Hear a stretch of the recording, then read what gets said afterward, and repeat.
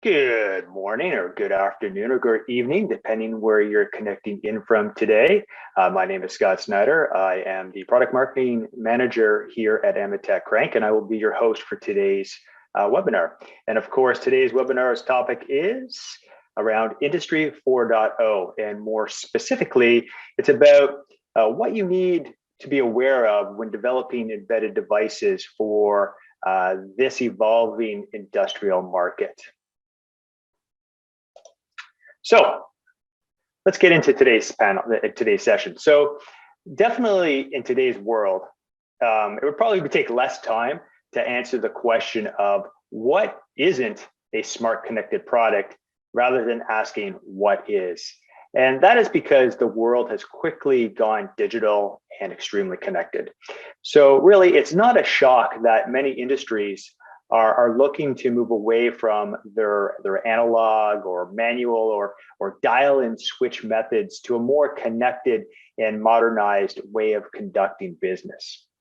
So for industrial organizations, this is considered the fourth wave of the industrial revolution, or a term that's been coined of Industry 4.0, which greatly encompasses IoT, smart manufacturing, by marrying both the physical production and operations, of course, with smart digital technology, machine learning, big data to create a more connected ecosystem for manufacturing and, of course, supply chain management. So why is this? Well, with the right level of automation and autonomy, really, it helps businesses enable faster, safer, and more efficient day-to-day operations that can really help cut their costs and improve delivery times for a more faster, leaner, and even more scalable model of operation.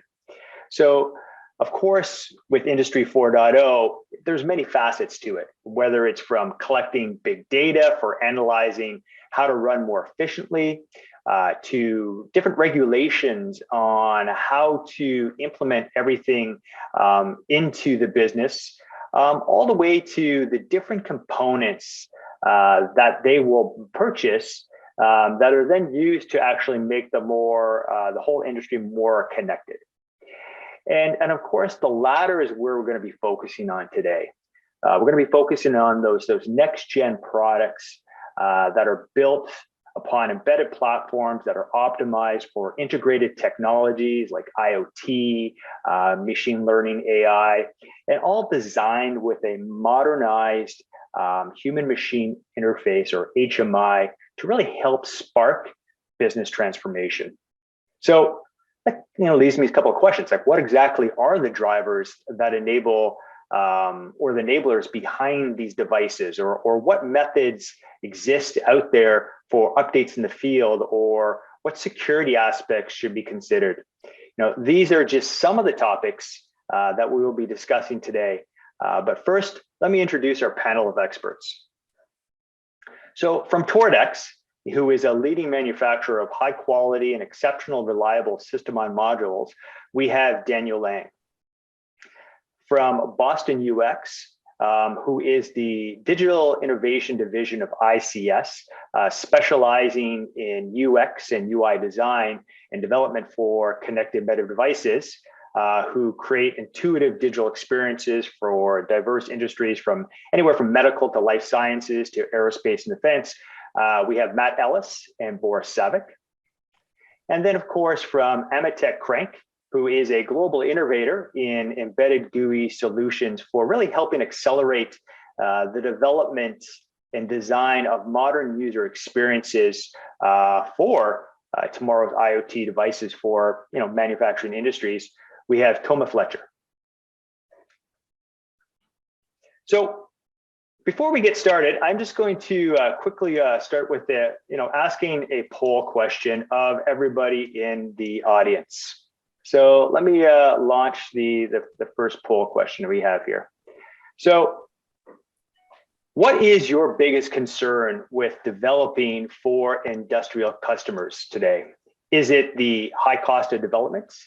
Is it maybe the government compliance or regulations? Or maybe it's the security or privacy concerns that go along with it, or maybe it's the connectivity or integration of those connectivity experiences, or maybe it's developing a well-designed user experience that makes it easier and safer for people to do what they need to do. So let's jump into that first one. You should be seeing the poll on it. Scott, it's not fair. We don't get a chance to vote in this poll. You do not. You get to vote with your words. Uh-oh. Influencing the voters. That's right. That's right. All right. So I'll give everybody a couple more seconds just to kind of like, there's a lot of different elements that come into play. We just want to know what's your biggest concern, what you're looking for. All right.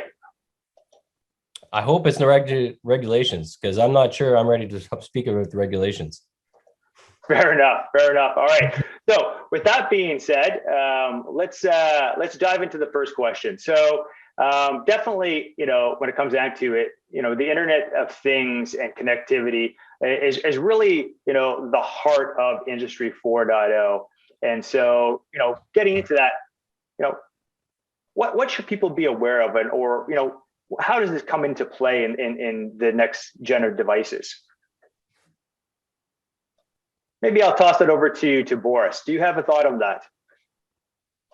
Yeah, I mean, I think in general, as user interacts with a brand, these interactions play out over a vast network of interconnected devices. So it's not just one, device or platform or target. It's really multiple. So you really, as any good comic book artist will tell you, world building 101 is you cannot interrupt the illusion with things that are logical or out of place.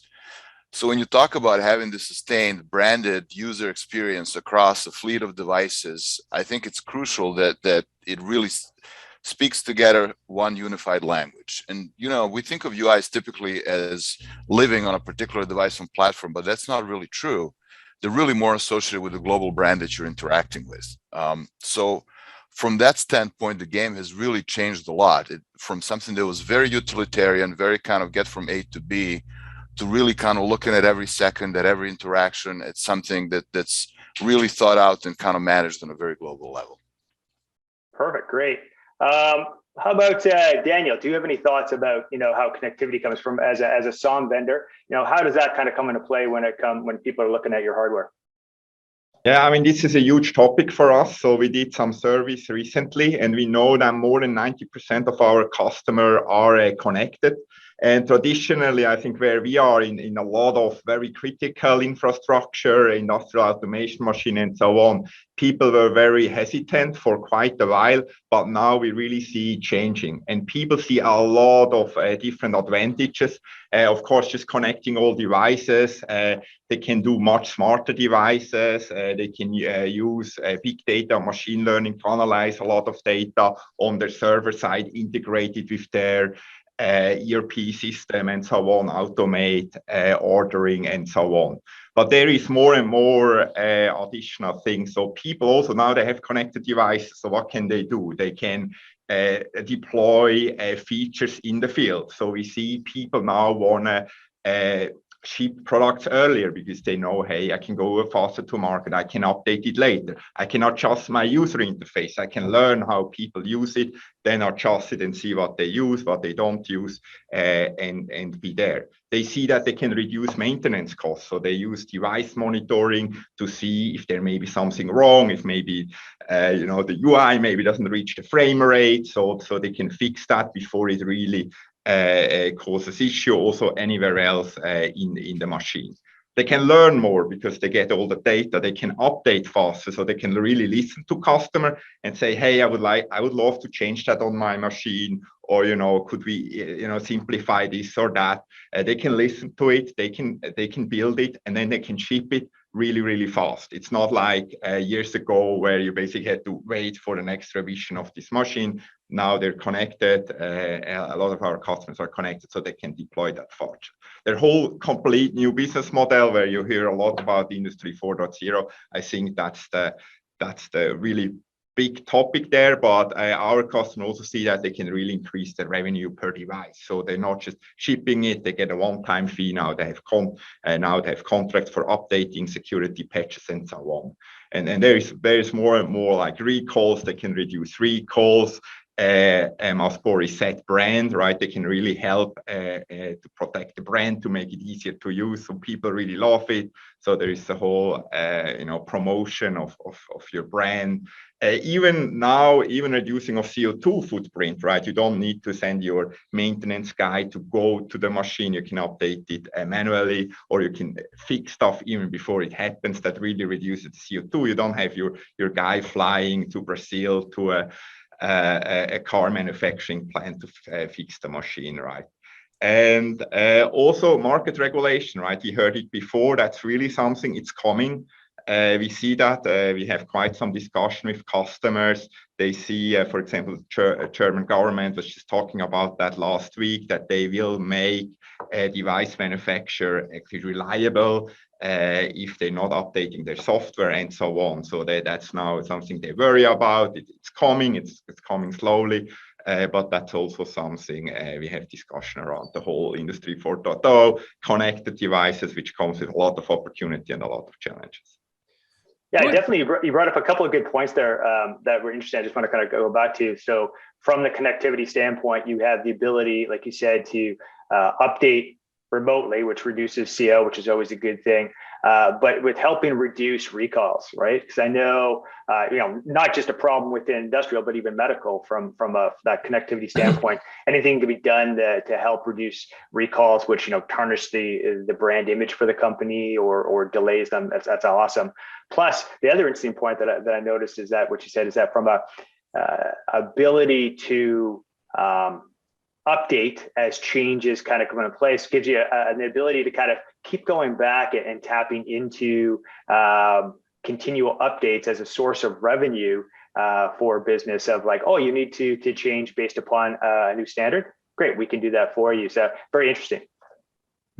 There's an interesting aspect with the data collection is you can start to really analyze like if you have multiple factories, you can see why one is performing better than another and kind of really hone in on the reasonings. A lot of times it was hard to pull out before. Now you can pull all that data into one spot and analyze it, which I think is one of the big useful things of pulling in the data from the devices instead of them just being out. And I also think there's been a huge improvement on reducing your maintenance costs. Like Daniel had pointed out, is that you used to have to drive people into town, to check on the things. My dad was in this industry, and when he started off, you get a call at midnight, you have to go and check on all the things. But when he was near retirement, he was able to just log into his computer and say, "Oh, I just need to open this valve and fix the problem from home." And it, went from a 2-hour call out to a 5-minute call out. So it's better both for the employee and for the company. So. But do you think that that's part of the historical, kind of the hesitancy, something that Daniel had mentioned, there was this historical hesitancy to have connected devices, in some senses, that convenience, right? And all those benefits that we have around these connected devices, there's the security concern there too, right? Being able to just remotely get into my factory is a convenience, but what about the security aspect of someone else getting into my factory and someone else controlling that valve and someone else manipulating those things, right? That's, to me, that is sort of the cautionary tale that we have, is that there's a lot of devices out there that may be looking at the benefits of the connectivity story and, sort of moving very quickly towards it, but not having a full appreciation of, kind of what the security, what the security requirements really are on these devices. Yeah. And that's something we're really talking in the meantime almost daily with customers, because many of our customers, they're small to medium-sized companies, so they don't have a 20-person security department who go through all the regulation and do penetration testing and all of that. So what we are building and already have deployed is a platform called Horizon, where we, for example, adhere to a standard which comes from the automotive industry. It's called Optane. It's reviewed. And we have, a team, just looking at that and implementing that and, coordinating with this consortium, also implementing actually new standard, new use cases like offline updates, as still not everybody is connected, but also that needs to be secure, and doing all that. So really to help companies who do not have all these capabilities to do that themselves, or maybe a little bit overwhelmed, to implement over-the-air update solution and also a monitoring solution in a secure but also reliable way. Because also in our case, industrial automation, if your factory line goes down even for an hour, this can cause a huge amount of damage. So this is these two things we are focusing on building. So it's a very interesting time at the moment. It's also interesting. You talked about, the kind of the risks, but also kind of the fears for the smaller medium companies that are kind of, we have one shot at this, right? Like we know that digital transformation's here. We know Industry 4.0 is here. We got to get ready at the same time. If we don't get it right, we're looking at year or two down the road and started not just from scratch, but like further behind from where we were. So there's that initial reluctance to test the water. And I think just finding the right partner is key to that.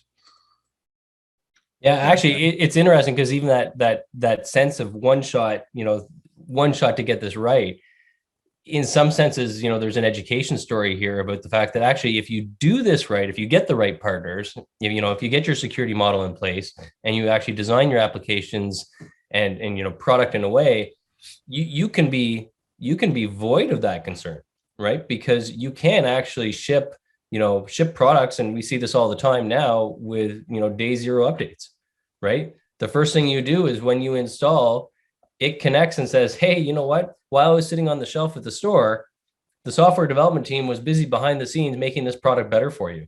And so I'm going to go and grab that update, and I'm going to make your thermostat even smarter than it was before, right? I think that's actually, kind of a really intriguing proposition, but it does shift the focus of, what you want to concentrate on right out of the gate, because there are some things which, you want to get right so that you can update them later.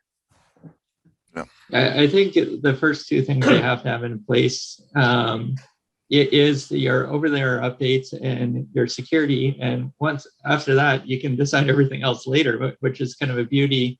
And with having those kind of features, you can really disconnect your hardware manufacturing from your software development. And we've seen many customers, at first were used to tying their delivery software to the hardware schedule, and then they realized, wait a minute, there is a process between when we have prototypes to when we launch, and you can get a lot more features in, and you can get features in as you go along, and that's a great value add for customers, saying that product you bought from us is going to only get better. Speaking of which, speaking of the products you bought from us, and we're talking about usability, let's talk about simplifying the whole experience for users now. So let's talk about why it's important to have a modernized HMI application, really kind of being upfront for these devices.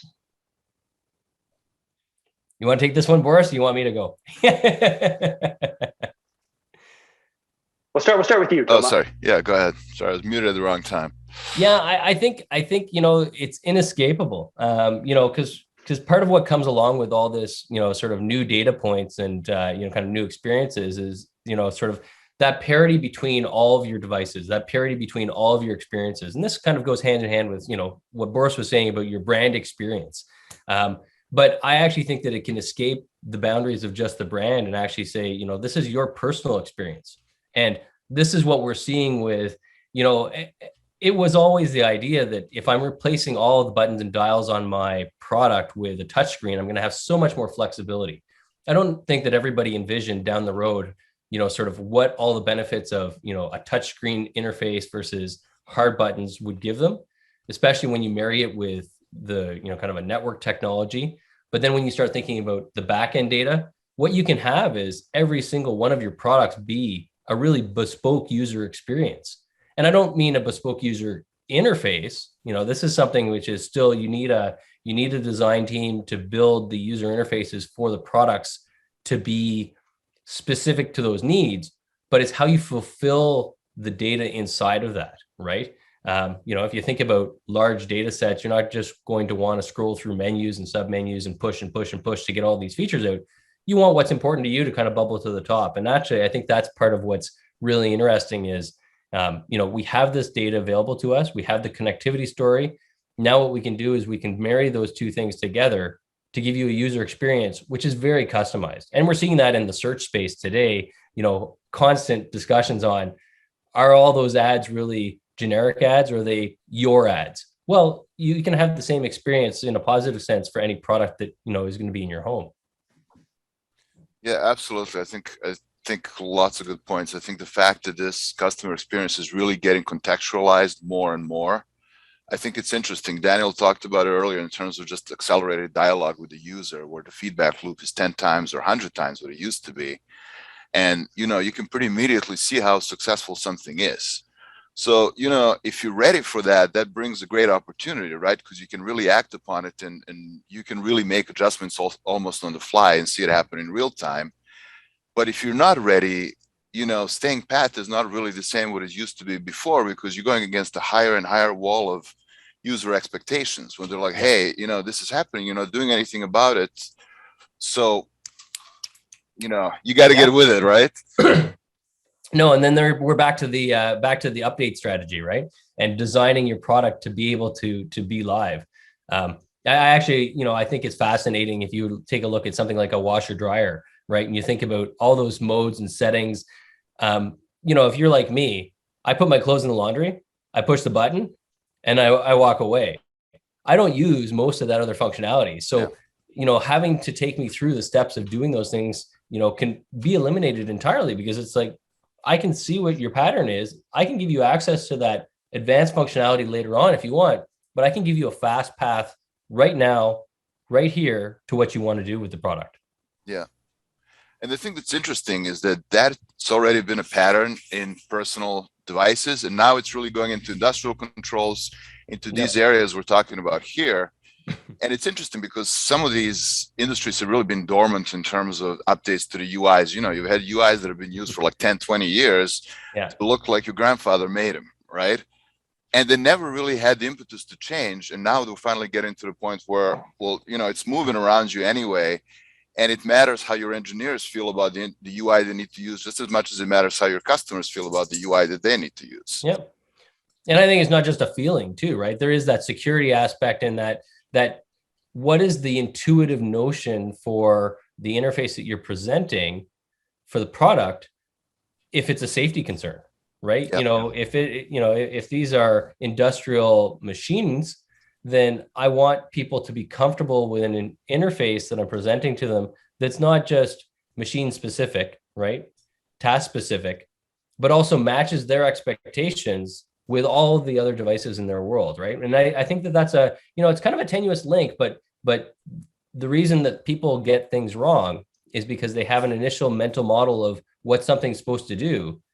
And, when you approach something and it doesn't behave that way, that's where you're more likely to get errors, right? You're more likely to get, sort of invalid behavioral results, even though I pushed all the right buttons.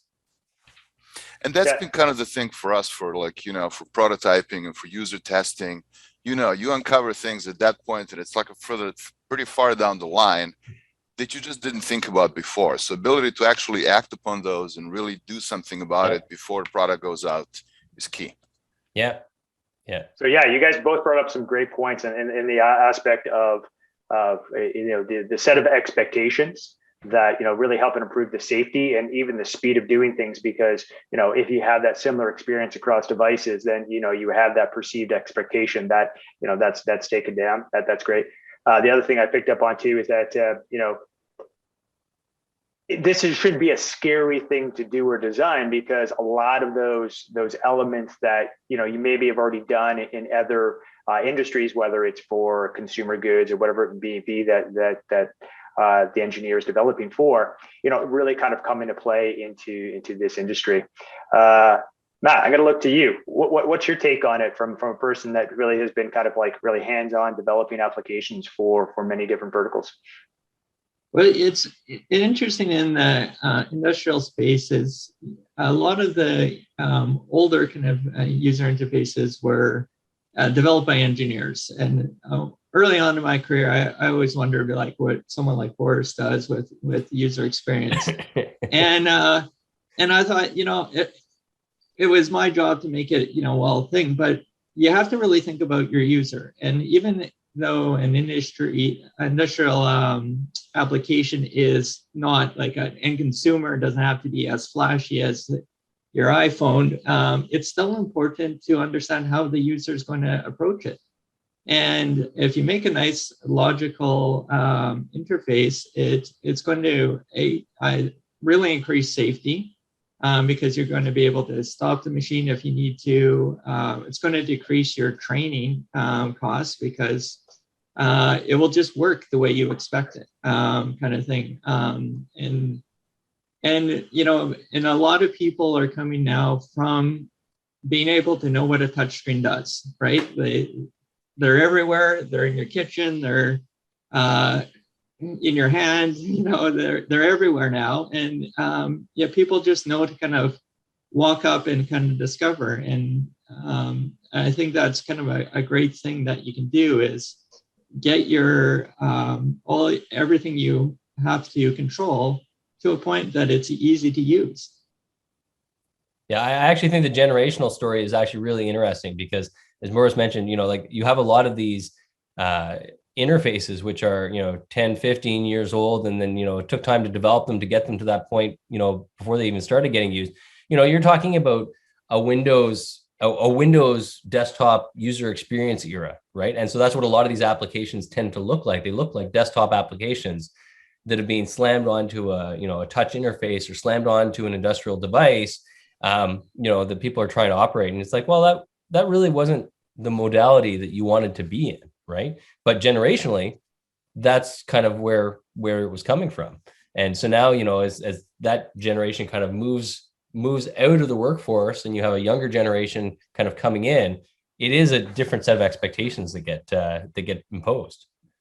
Yeah, absolutely. And I think as Matt was saying, luckily we have best practices to lean on, and it's really kind of almost the path of least resistance. If it feels weird, it's probably off. There's something that's just not right about it for a reason. Yeah.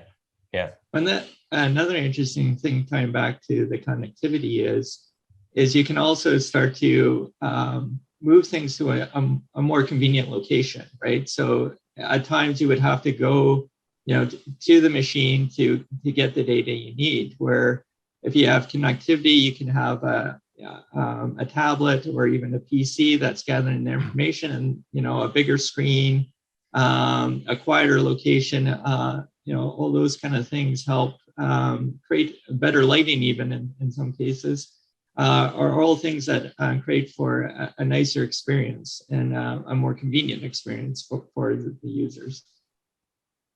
So this is a good opportunity for me to try doing a poll again. Let me, where we go here.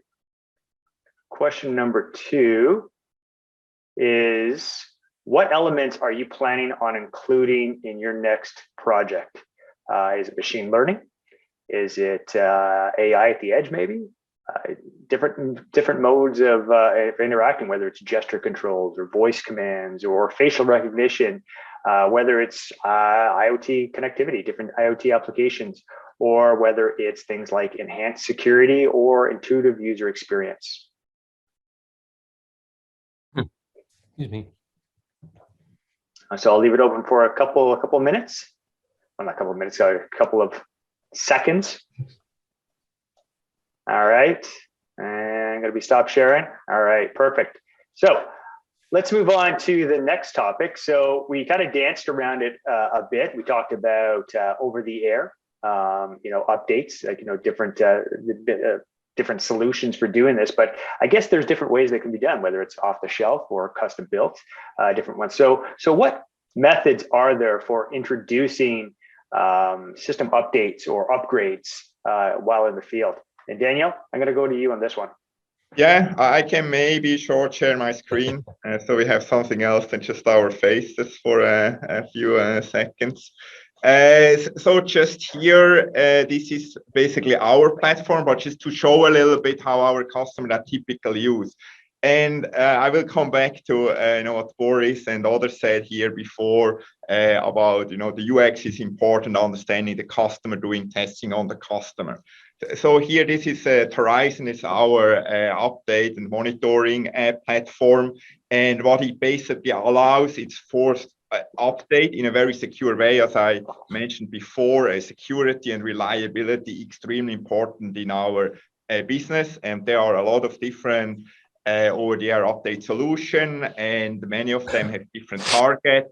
So the one we use, it's considered a little bit an overkill because it's from the automotive. It's quite complex behind the scene, but we feel because our customers are in this critical market, it makes sense.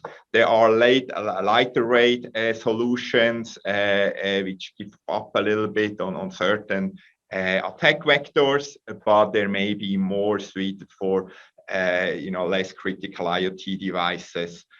So that's a very important part. How secure and how reliable is also is it okay if you break a device and maybe have to restore or send it back, or is that a no-go, and where is your threshold? That stuff you have to think about. So that's kind of on the way down. And then also, as you can see here, most of our systems we see in the market, they also really have a way back. So you not just update, you also monitor the device. And one there is definitely the business information to hook it up to your ERP system to learn which factory is maybe more efficient as another and why, and understand that. But what our customer, which are more the device manufacturer for these machines in the thing, also do, for example, is with UI. So they monitor how customer doing the UI. And it's very important that you really think about the UX experience, but at the end you are not your customer. You may have some reference customer, but they're still not all your customer. They may be not where the machine, if you give them a test or say, does that work for you, it's maybe not in the real factory, right? Because there's maybe scales, there are other machines, there are processes, how they use that. Maybe they put the UI on somewhere else. And what our customer now really want, they want to monitor, they want to understand how customer actually use the product when they make mistakes, or maybe they don't follow the story as they intended it, so they can understand that.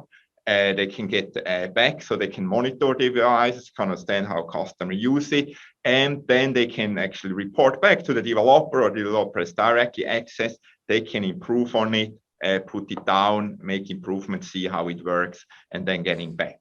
And it's also typical that you have not just one fleet, you split up your fleet. So you maybe have your early adopter customers, they're fine. They want to have always the latest, and they may be not so critical. So you have this customer, and maybe you have this customer who are very serious, who will not want to have a lot of changes and only want to have stuff which is highly improved. So you can split that up and do this.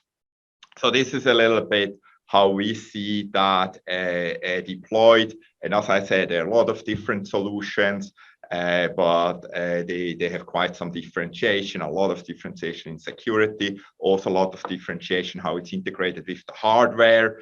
So as a UI developer, you may be really interested in your UI, but you have to understand your system has many, many layers. So there is a UI, there's application, there may be real-time parts, maybe safety critical parts. There's an OS, there bootloader, there may be other microcontrollers in the system, and you have to understand, can I update all of them? From where do I get the BSP, the software to update, and all of that? That's all different kind of points you have to think about when choosing or implementing an update solution.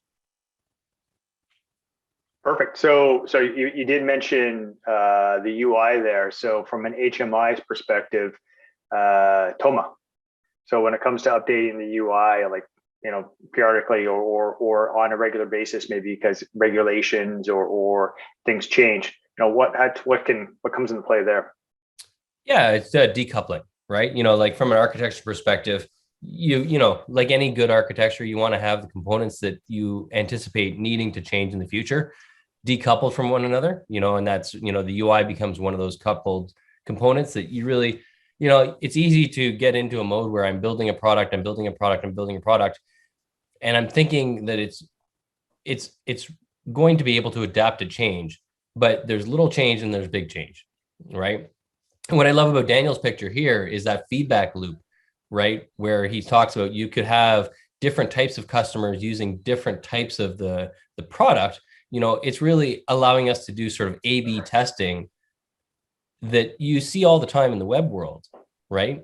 Because it's a served user experience, but with an application that doesn't typically tend to be the approach. But what this gives you is the ability to kind of get that analytics data back and then actually, kind of run different trials and errors, to sort of tune the experience, tune the feedback, and tune the product, whatever the product may be, around whatever criteria you're interested in, right? But you can't do it if you don't have that decoupling, right? Because really a lot of these systems, they still need to be running, the data still needs to be collected. If it's a health device, you probably are disinclined to do updates while it's attached to a patient, but there's no reason why that couldn't be a possibility if you had the right software architecture. Yeah. And then on architecture, that's really also something to really see. And I think it's a very good point there, how to structure a UI and how you connect it with the rest of the system. So something we are also putting an effort in it, and it was driven also by customer, needing that is containerization. So software compartmentalization.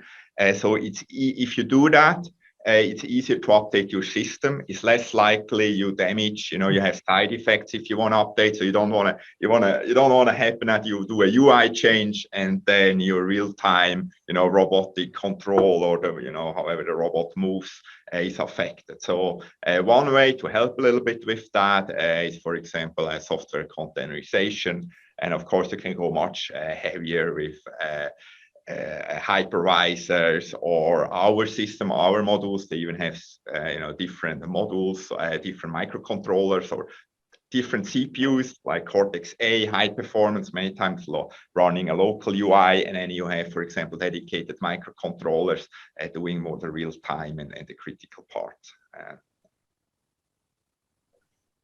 Perfect. So, talking about application and updating the different functionality, Matt, do you have some take on that or some insights to share, pass along?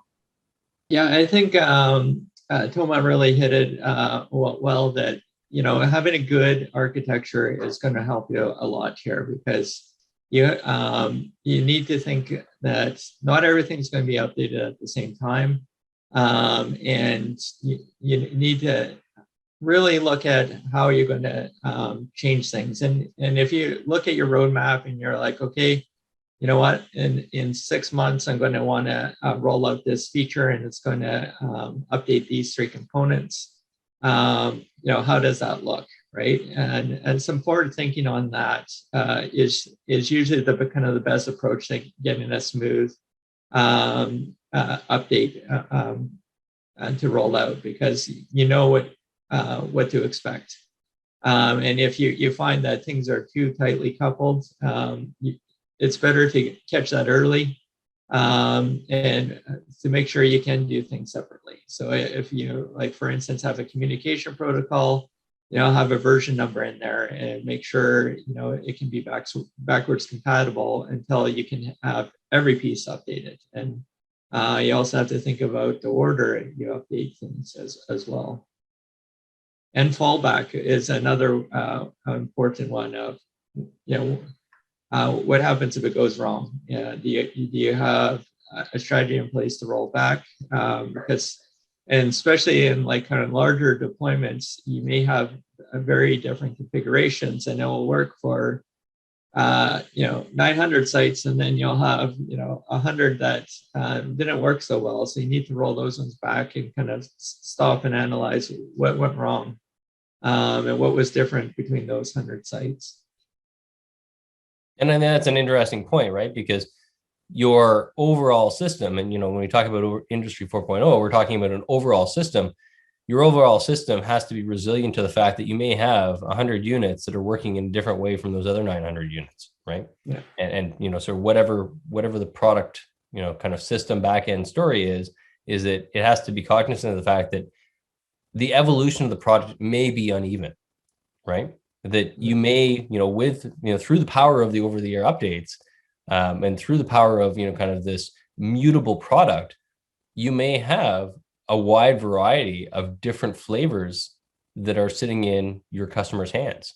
And so being able to manage that and plan for that is something that, is a reality and shouldn't be oops, hey, we should think about this now, right? It should be an upfront cost.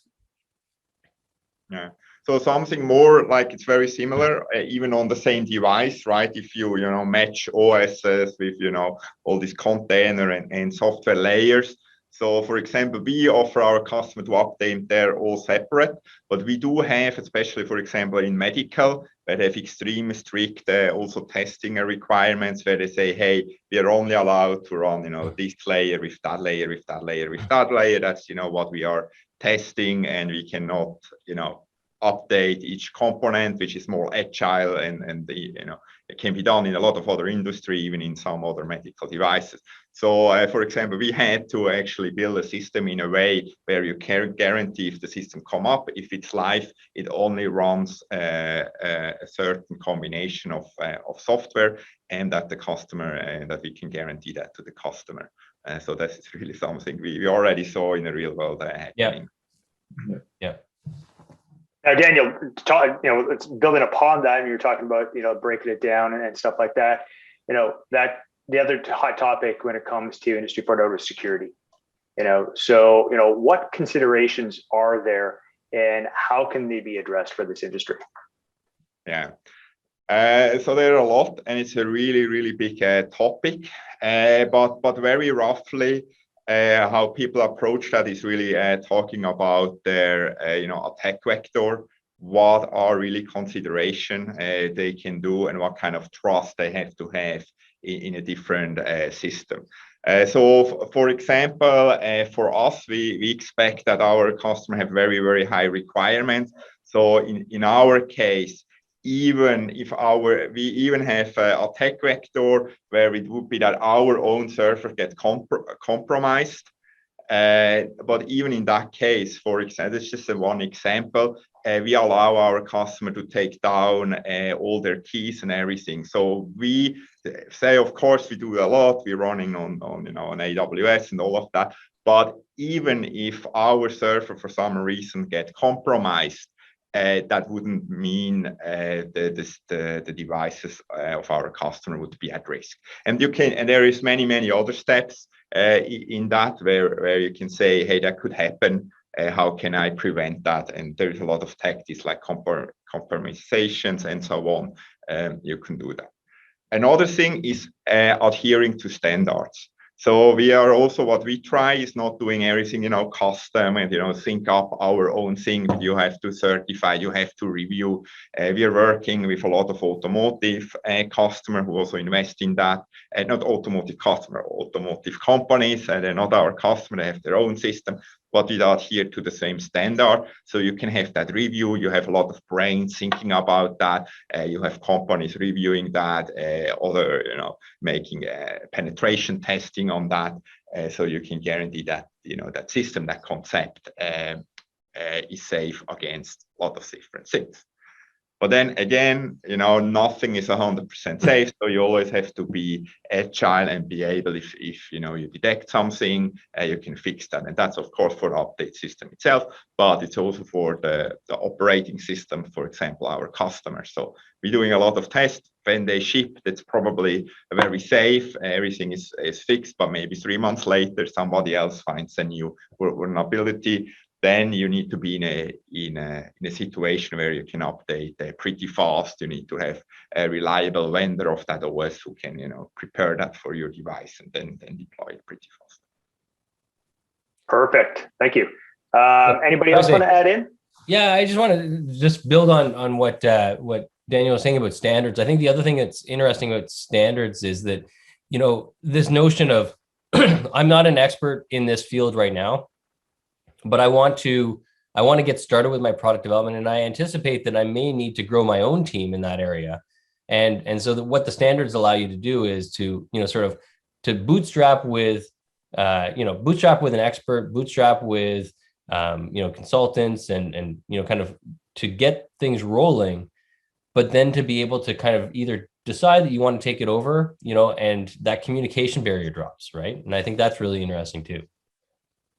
Perfect. Yeah, we find that when we start with customer engagements, we start talking about, have you thought about security? And then we start, talking about the different layers, like, have you, thought about the, data on the device? Like, in medical, like there's a huge concern about patient confidentiality.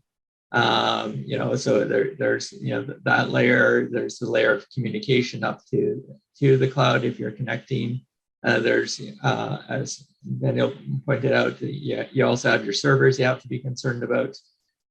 So there's lots of levels there, and yeah, talking through with the customer, those concerns, you really start to think about what you need to control, and then you can follow up with those standards to really implement and secure everything you need to secure.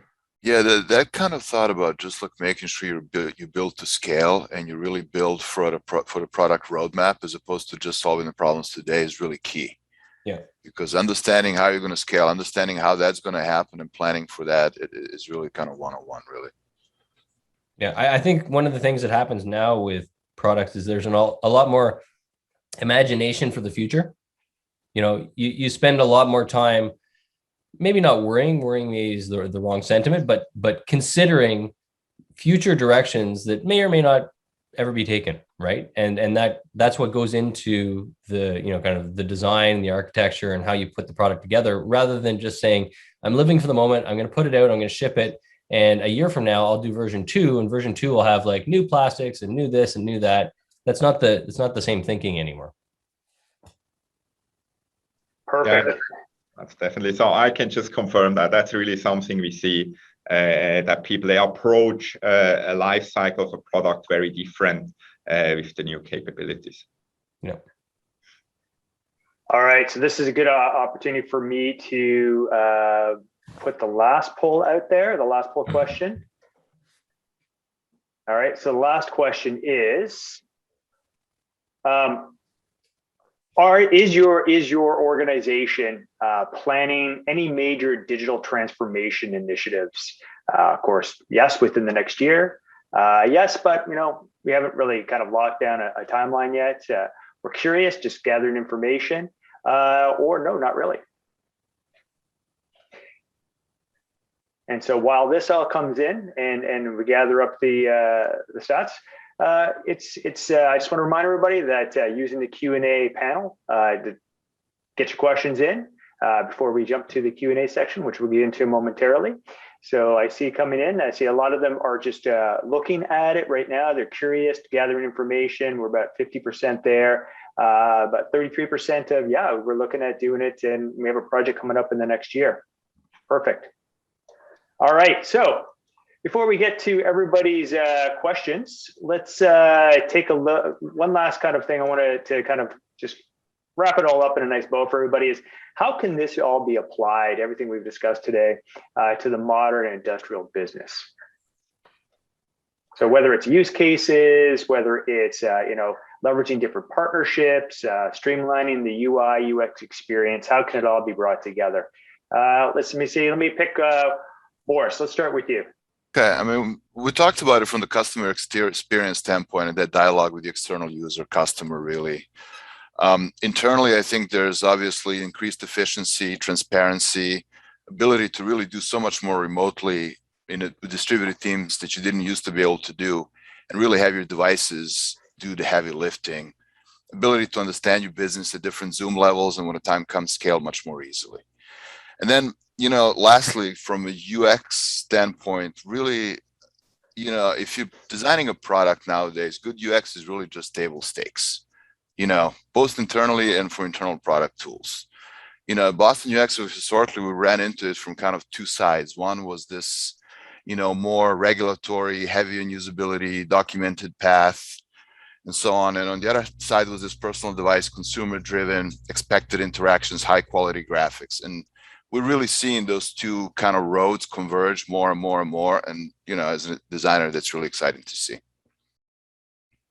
Perfect. Daniel, take it over you. Your parting thoughts on it, bringing it all together.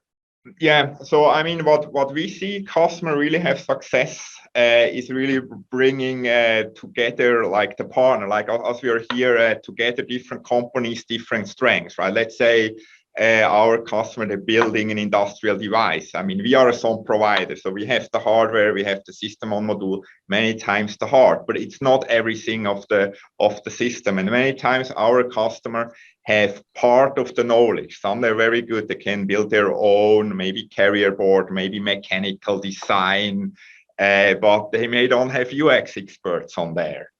So they're looking, how can I build these pretty complex systems at the moment with a lot of layers, security, connectivity, and they want to bring everything together. And that's really where our Toradex, we reach out to partner, we integrate, for example, Crank very easily, work with ICS, bringing them in. We have a lot of joint successful projects because our customer rarely have all the knowledge in-house. So really they can use one piece somewhere. They may be very, very experienced and very good, but not everything. And our kind of, or something we really see, people have success, to work with partner. And the good thing, what we are really valued to work kind of with the same partners again, and see, hey, it worked well, we know each other, the learning curve is lower, and we communicate that to the customer, so they they can profit from that. And it's easier if we do something, do it over and over again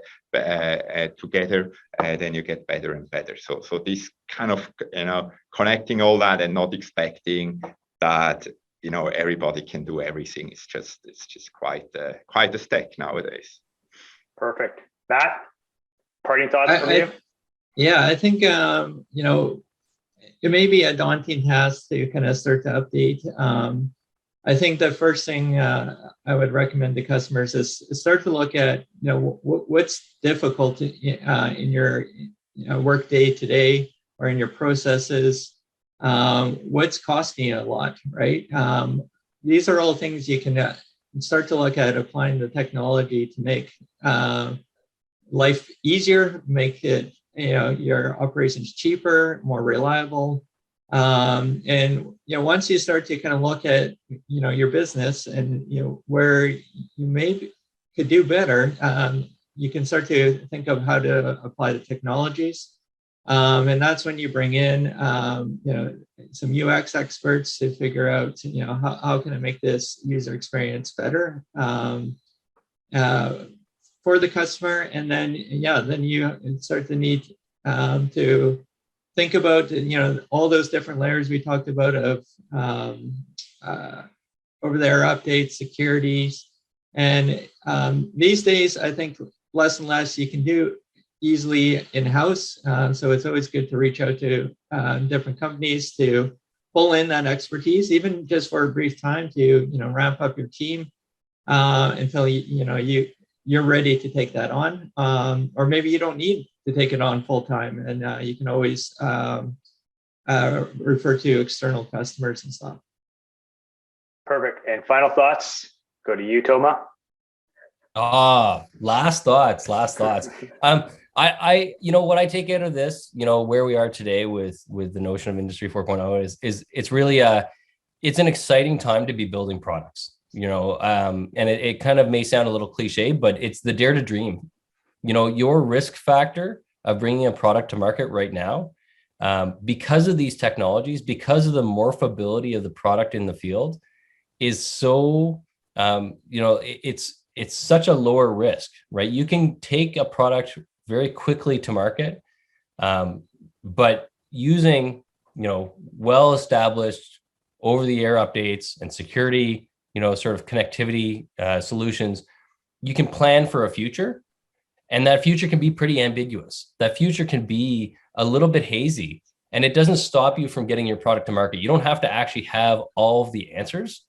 You can actually say, hey, I've got the seed of an idea, and I've got enough here that people are going to find value with it. And what I can do is I can give them that custom experience, and I can give them an evolving product. I just need something that has some baseline essentials, and I need to do a great job with that. And then I can build on that, and I can build on that. And I can actually do that live in front of the customer and with them, hand in hand. And that to me is what I think is really really exciting about where we are today is, it's a very different way of thinking about how you build a product. It's not just, I have to get the whole thing soup to nuts, finished, complete, and out the door. I can actually build something, bring you value, and then grow that value. Perfect. Thank you very much. All right. So let me just, now it's time to get to your questions. So if you haven't put them in, now is your time to put them in. We'll go to the first one that I see is, so how easy is it to incorporate machine learning or AI into embedded devices and its HMI? So it seems like a two-parter right there. So from a hardware perspective and an HMI perspective. Yeah, maybe from the hardware point of view, I can answer here a little bit. So machine learning, AI is quite popular, and we see a huge range. So we see people, they maybe process a picture every couple seconds, or they process some time series data pretty slow, and then we also see some very, very high performance one. And for us, at least, for Toradex, we really have a tooling. We integrate with TensorFlow Lite. We also work with partner to make sure these models are optimized for on the device. And here I'm really talking about running inference, so having a trained model, optimizing for an embedded device, and then running on an embedded device. So it's not that complicated, at least with us, and we try to integrate, and we also have this containerization, so you can have that in one container and the UI in the other one. But then there is also another one which we are not so involved so much, which is a much AI with Industry 4.0, and that's more on the server side, right? You collect all the data, maybe how your factory is doing, and then you process that maybe also a little bit offline. And see, how I can get better out. Maybe you have predictive maintenance algorithms, which do not need to be real time in the cloud. And that's also something we see. There is more about maybe data compression and selected data you want to push to the server, so to the cloud. Yeah, and nowadays we even have neural network processors on the hardware. So we have now dedicated hardware, it's really only built to accelerate machine learning. New ARM cores coming out, they have commands to accelerate machine learning. So everybody's really working toward making that very efficient and also very power efficient. Perfect. What about to incorporate different technologies into the HMI? Yeah. Go to you, Tom. I can go to you, Matt. Yeah, sure. I think different technologies within the HMI tends to be a client of these technologies. It's receiving the data, right? When you talk about voice commands or different modalities of interacting, those are all standard things today. They're not new. They're kind of well understood.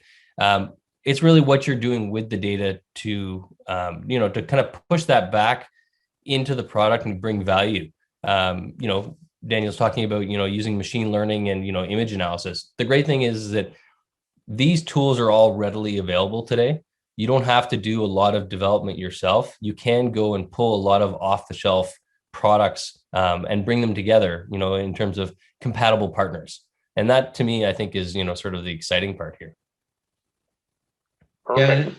Yeah, there's a lot of software stacks out there now for, kind of connecting to give you that AI experience, like AWS and Azure stacks that even run on very low-end hardware, which is also a great way to reduce your costs. But they're pretty easy to integrate now and give you a lot of functionality. So you're not reinventing the wheel. So it's pretty neat that way. Perfect. Daniel, so Steve, what type of security options are available with Toradex SOMs? Are they baked into it? It would be more software. Both. So we do have, of course, software, what I already kind of hinted a couple of times. But then it's also our products. They have hardware security feature. So they have a special memory. This supports something called like secure boot, high assurance boot. We also have assembly option and reference design for TPMs, trusted platform module. There are white papers we wrote to use other secure solution, external ones, which communicate with the system. So depending on your application and on your needs, there are hardware and software. And of course, because we do both, we can combine them very nicely. Perfect. While you're unmuted, does Toradex only work on Toradex modules? No, of course, that's where we push it, where we initially really, focus on. Again, also from the question before that we have hardware and software fully integrated, but we use open source product, so there's no lock-in on the device. There is something called Toradex Core, which is basically a Linux operating system, and it's fully open source. And we already do have customers also bringing that to other devices. So you're really free to move that to other ones. And then also on the cloud side, we are using open source stack. So theoretically, you can also build part of that yourself. So we do not want to lock in people so they're free and they can choose the best solution for their needs. Perfect. And Toma, you talked about a decoupled architecture.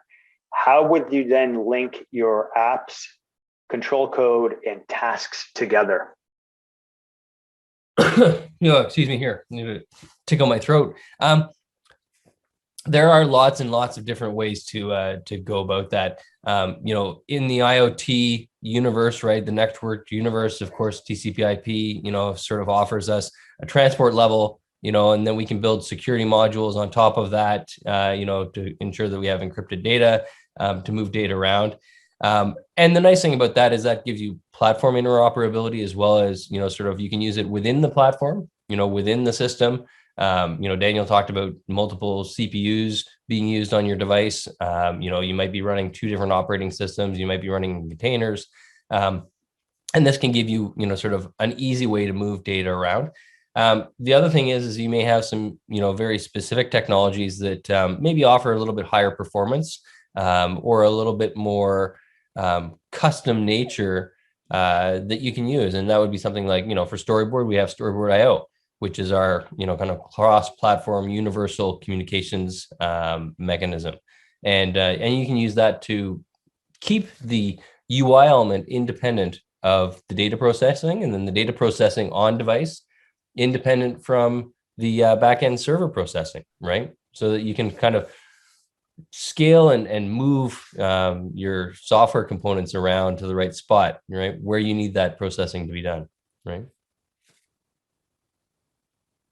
Perfect. And so the final question of the day, the persons are coming from a very limited software development background. They're using an older style WYSIWYG solution that does native tag browsing and dedicated PLC, very much point and click. We are OEM that builds custom manufacturing solutions for the metal forming and handling industries. These are all brand new ideas from my company, and we're behind the 8 ball for getting started with these newer concepts. So the question is there a ground up starting point that explains the ecosystem in layman's terms? That sounds like a Daniel question for sure. So really, if you really want to get started, right, I could pitch you, our hardware. They come with a carrier board, so you get the processing unit, you get a carrier board with some interfaces, maybe in industrial, Ethernet, RS485, whatever, you choose that. But it also comes with a very easy way, for example, to install a UI solution like Crank. So there's a container ready. You can download that very easily in a few clicks. So you have that installed, and then you have basically a base. You can start. You can get a feel maybe for the performance you need. Maybe you can also get display, so you can either connect as an HDMI or we also have LVDS screens you may want to use. To get that feel. So you can build up a proof of concept very, very easily. And you have your whole stack together, maybe also controller is like soft PLC software we have, which is very easy to integrate. Maybe something you need there too. And they're all containerized. So as you said before, so you can have a UI and you can have a soft PLC and you can connect them together. And that would be probably a good starting point. You get your hand dirty, get a feel for it to get started. Perfect. And I also look to say maybe either Matt or Boris from a maybe consulting side of things, or from maybe kind of getting assistance outside within the company, kind of from your perspective on this particular question. Yeah, I think a couple of things to look at is with on the hardware point, you can get evaluation boards. You don't have to design your own hardware, which is one thing I like about the Toradex solution is you get some nice hardware and software on top. Crank also gives you nice demo images, so you can see the UI and you can change it pretty easily. So it's a good little playground between the two companies there to start playing and getting yourself comfortable. And we're always here to help you answer questions too. And we do a lot of getting people started, because it can be daunting when you don't have the expertise in house. And reaching out is one way we can get you trained up and become experts. Yeah, I would also add from the user interface perspective, we've seen a lot of our engagements start with kind of a small initial engagement to just evaluate the existing system and just kind of poke holes, interview users, and come up with really what we think is like a pretty decent heuristic analysis and evaluation of the current system. And I think that helps bridge the gap for a lot of people, because not a lot of people actually start with a clear feature set in the mind, with a clear idea of what they want to do. They're kind of loosely, I want to integrate this, and this, but then how it plays out, there's like a whole ascending level of documentation and just kind of statement of intent as you kind of start filling in around the gaps. And that's why we see those often start with a smaller engagement that kind of exactly does that, and then people prioritize and move on. Perfect. Well, you know what, everybody, thank you for all your great questions, and thank you for taking time in your busy day to come join us today. And I want to thank all our panel of experts for sharing their insights into the industrial market, and more specifically with their insights into Industry 4.0. So thank you very much, and have yourself a great day.